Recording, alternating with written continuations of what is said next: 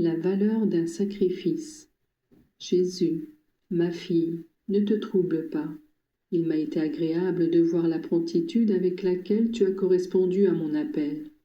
J'aime ceux qui obéissent promptement et avec joie.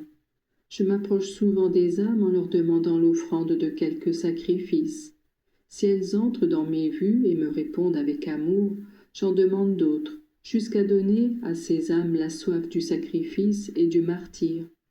Je ne demande pas de grandes choses, mais la grandeur, je la mesure au cœur avec lequel on donne.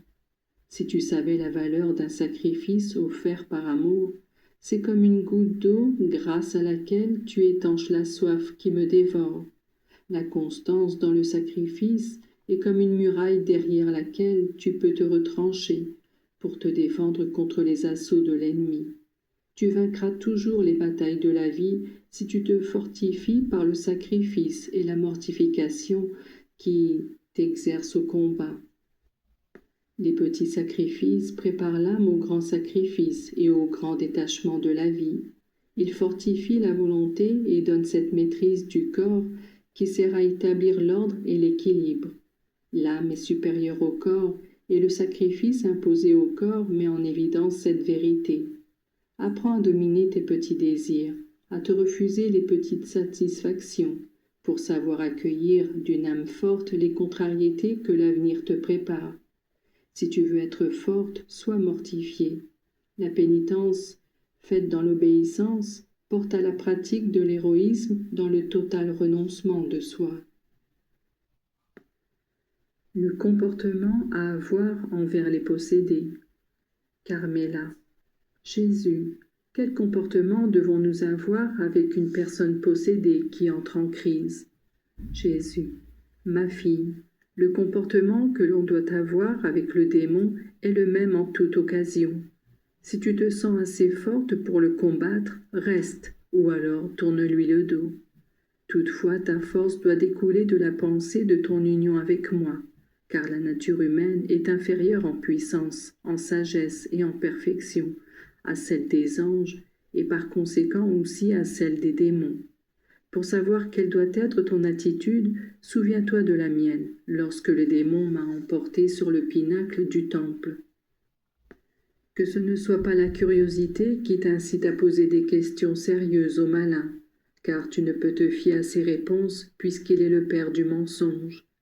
Une attitude forte, digne et humble doit s'opposer à l'arrogance et à l'insolence du malin. La prudence, de même que la prière, ne sont jamais excessives. Si je permets que les démons se déchaînent dans le monde et qu'ils s'emparent des créatures, c'est pour prouver leur existence et pour exercer de nombreuses âmes dans la vertu. La pratique de la charité envers les personnes possédées est un devoir et est utile car ce que font ou disent ces personnes est indépendant de leur volonté. Et pour elles, c'est une grande souffrance que d'être contrainte de faire et de dire ce que veut le démon. Le démon occupe leur corps, comme un soldat occupe une forteresse, d'où il déclenche son offensive. Mais l'âme est la demeure de Dieu et elle est intouchable si la personne possédée se maintient en état de grâce. C'est un devoir de secourir ces personnes. Te souviens-tu dans l'Évangile du récit du démoniaque épileptique qui se jetait tantôt dans le feu, tantôt dans l'eau? Fais en sorte qu'il ne leur manque jamais ce réconfort qui les aide à persévérer dans la patience, qui les incite à réagir contre le mal et à poursuivre leur vie de piété par la fréquente réception des sacrements. Beaucoup de personnes sont obsédées et possédées et elles ne le savent même pas. Certaines pensent qu'elles sont malades ou folles et on les soigne comme telles.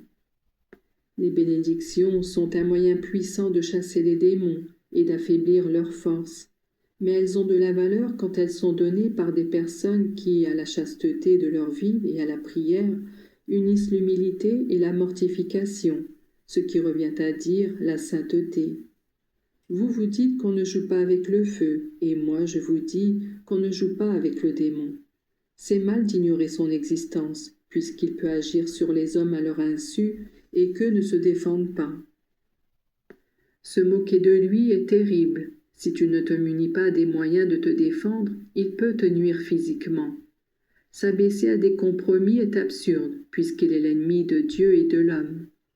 Que la présence de ces êtres invisibles qui se manifestent par l'intermédiaire de personnes humaines ou parfois aussi de choses te fortifie dans la foi et te rappelle que la puissance de Dieu surpasse infiniment celle de n'importe quelle créature, à qui Dieu lui-même permet parfois d'agir, sachant retirer le bien du mal. Aux apôtres qui se plaignaient à moi de ce que le démon ne s'en était pas allé, bien qu'il le lui eusse ordonné en mon nom, je suggérais le remède en disant « Certains démons ne se chassent que par la prière et par le jeûne. Aujourd'hui encore, comme hier et comme toujours, ce sont là les moyens qui, soutenus par la foi, servent à repousser la puissance du démon dans le monde. Prière et pénitence. Voilà ce que je demande à mes enfants. Voilà ce que demande ma maman en toutes ses apparitions sur la terre. Voilà ce que je demande aux âmes désireuses de perfection et de sainteté. Sans le secours de Dieu, l'homme ne peut rien, et sans la mortification, l'âme ne peut commander au corps. Il suffirait d'un signe de croix pour mettre en fuite une armée de démons. Si la vie d'union à Dieu de mes ministres était telle qu'elle me permit d'agir en eux et par eux.